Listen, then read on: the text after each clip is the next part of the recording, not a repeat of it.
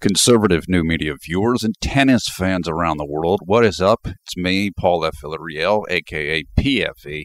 We are here to talk about Novak Djokovic, Nole Djokovic's incredible three-set victory today over Rafael Nadal in the finals of the 2014 Rome Masters 1000 clay court tournament. As soon as I can, I will include video highlight information in the video description below the video player so you can go and check out scenes from this amazing match for yourself. Okay, now I know a lot of you guys want to get to the good stuff right away, which is, what does this mean for Rafa? Are things changing in the world of men's tennis, etc.? And I will get to that in a second. Let me just say this, though, quickly. I do think we might be looking at a true changing of the guard here, and we'll talk more about that in a moment. First of all, quickly, the match details. Rafa came out blazing in this match. He wanted to bury Novak right from the beginning, and he did that pretty well in the first set, getting up to a 4-1 lead before Djokovic came back a little bit, got a break, made it a little bit more respectable, but he couldn't overcome the double breakdown that he was at 4-1. Rafa wins the first set 6-4. Then it was shoe on the other foot time. Nole came out blazing in the second set, went up 3-0, easily held on in the set to win it 6-3. Finally, we go to the third set. Rafa began with the serve, and Nole broke him right at the start of the set, and that set the tempo for this third and final set. However, with Djokovic up 3-2, Rafa wouldn't go away. He broke back to make it 3-3, and you knew Rafa was going to fight. This was just like the 2013 French Open when Djokovic was up, I believe, 4-2 in the fifth, and Rafa came back to beat him. And you know both men were feeling the pressure of that moment and were thinking about it. And once Rafa got it back to 3-3 and got it on serve, you're like, oh, man, if you're a Djokovic fan, and if you're a Rafa fan, you're just like, vamos! And it looked real good. And if you're watching this, you're like, tide has turned. It's all Rafa now. But right after that game, Djokovic broke back, so we had two consecutive breaks. Djokovic goes up 4-3 with the break, consolidates the break at 5-3, and then he breaks Rafa to win the set and the match. Incredible action. It doesn't get any better than this. This is the absolute pinnacle of men's tennis at this time. This was amazing. Now, let's talk about the implications. First of all, this was the first set back for Novak Djokovic from his wrist injury, which he suffered, I believe, 2 tournaments ago in Barcelona, I think it was. He hurt his wrist, and he had to miss the Madrid Open, I believe. Rafa had all the advantages going into this match. And what I mean by that is both men played semifinals yesterday.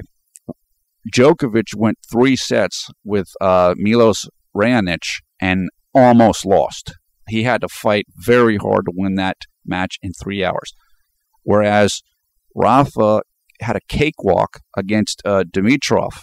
I hope I'm saying his name correctly, the Bulgarian who people refer to as Baby Fed. Dimitrov didn't show up.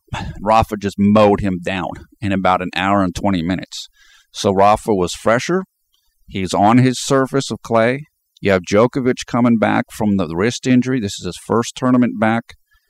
And Rafa went up 1-0. He had every possible advantage you could want in this match, and Novak still beat him.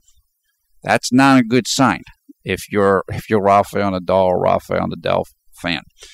Now, heading into the French Open, which will start about 8 days from now, Rafa has only won 1 of 4 clay court tournaments that he's entered into during this clay court season. I am not counting the Rio Open that Rafa won earlier in the year, which I think it was the first time that tournament has been held.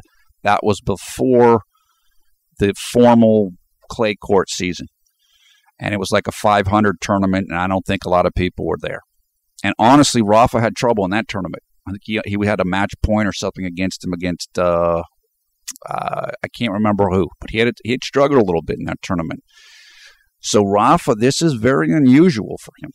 This is probably the worst run he's had since he won his first French Open a decade ago, I think it was, or 9 years ago. This is probably the worst clay court run that he's ever had leading up to the French Open. And to be totally honest with you, Rafa won the Masters 1000 in Madrid against Kei Nishikori. If you watch that match, Nishikori was up a break in the third set, I think 4-2 or something like that. And then Nishikori was dealing with an injury, and the injury flared up. So Nadal was lucky in a lot of ways to win that match.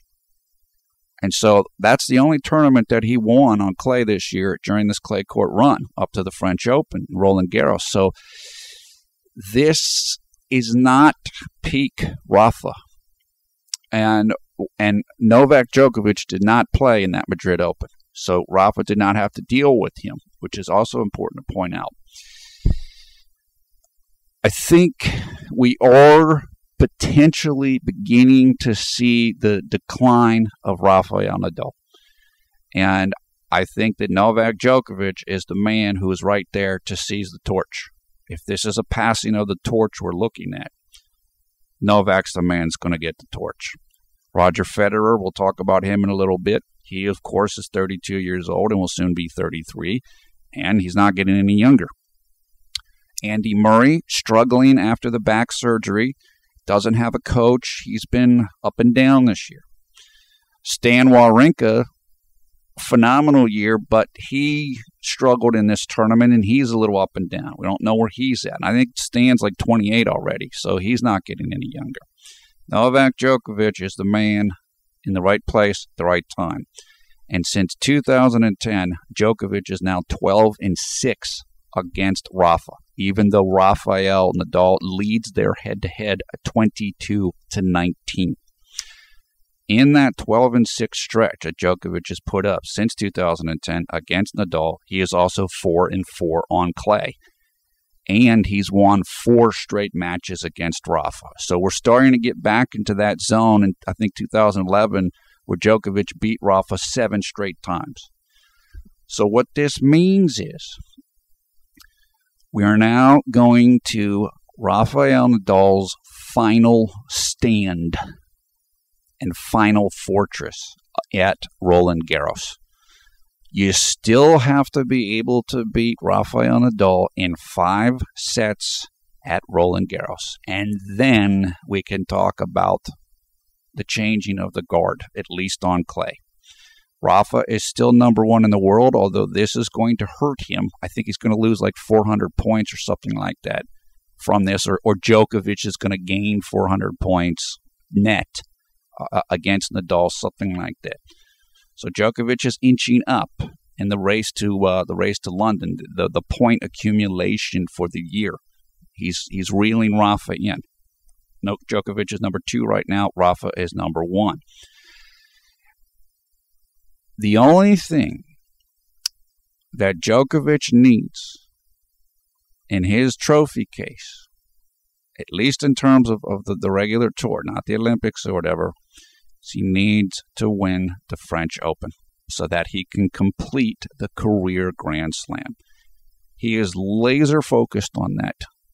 And so you're going to see an all-out battle at Roland Garros for that title. For Rafa, this might be his last shot to get a major. I hate to say it like that, but that's where we're getting at. Because Rafa is about to turn 28, and he's an old 28. He's got an incredible amount of mileage on his body. That doesn't mean he can't win anymore, but we don't know that he's going to win anymore. So there's that. Djokovic is going to go all out. Don't forget Roger Federer. depending on what the draw is, because Federer is capable of beating Djokovic. He's beaten Djokovic twice this year. Djokovic has only lost 3 times this year, and Federer beat him 2 of those times. Now, one of those times his wrist was hurting, but Federer matches up well with Djokovic. And, of course, Stan Wawrinka is very live because Stan has the ability to power the ball through you on any surface. It's almost like Soderling when he beat Nadal in the French Open a few years ago. I think that's Nadal's only loss at Roland Garros. So, right now I am saying, it almost seems like blasphemy. Novak Djokovic is my favorite for the 2014 French Open. But nobody takes down Rafa at the French Open until you actually do it. Soderling's the only person that's ever done it in Rafa's prime, Rafa's run. And I think Rafa had some abdominal strain issues or something when that happened, although Soderling, like Wawrinka, has the power to hit through you, even on clay. So, the king isn't dead until he's dead. And we see it happen at Roland Garros. So, I favor Djokovic for this tournament because he wants it and he needs it. But Rafa is not going to give it up easy. You're going to have to pull it out of his hands with extreme force. But Djokovic got it done today.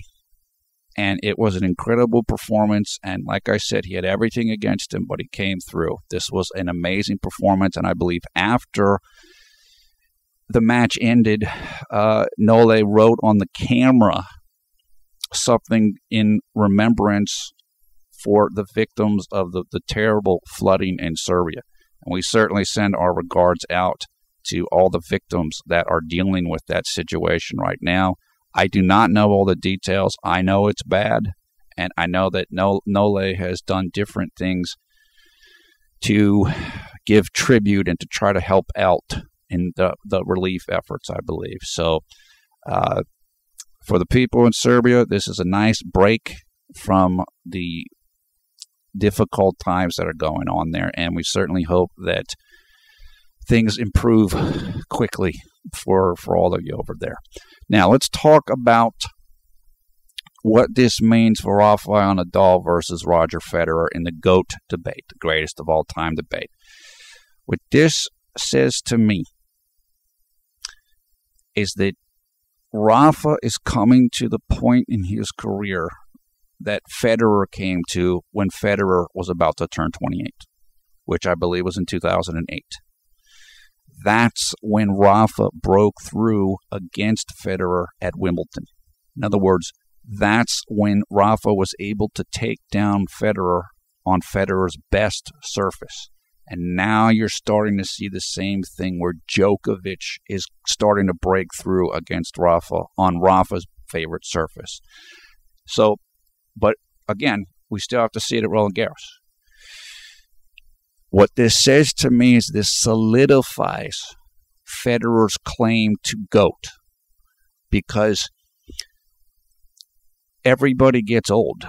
Everybody wears down. Federer began to wear down in 2008, and Rafa is starting to wear down in 2014, and it's the same age period.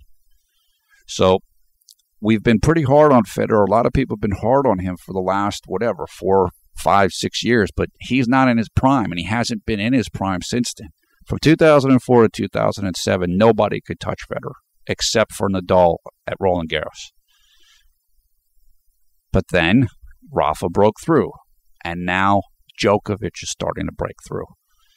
So this is going to help the Federer fans. This is going to give them ammunition. And to be quite honest with you, look, I love Rafa. He's awesome. He's a fighter. He exemplifies everything that's good about the sport. I have a tremendous amount of respect for him. I personally feel Federer is better all time than Rafa is. Not because of head-to-head.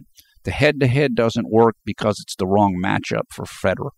Because of Rafa's left-handed forehand with mega topspin going into Roger's one-handed backhand. It just doesn't work for Federer. But that doesn't mean that Nadal's had a better career than Federer's had, because you still have to beat everybody else. You still have to beat everybody in the field. You still have to stay healthy. You still have to accumulate the trophies. Nadal beats Federer head-to-head all the time, particularly when Federer's out of his prime and on clay. But overall, Federer has the better career, in my opinion. He's got more hardware. He's got more titles, etc. We'll see. Rafa's not done yet.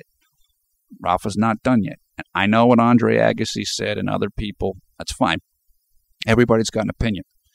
My opinion is, given the accumulation of their careers, Roger's the better player and is the greater GOAT. And for me, is the number one GOAT of all time, without a doubt, because of how good he's been on all surfaces. If Rafa wasn't around, Fed would probably have, 4 or 5 French Open titles. He's an incredible clay court player, just the greatest clay court player that ever lived happens to be playing at the same time. And that's a problem.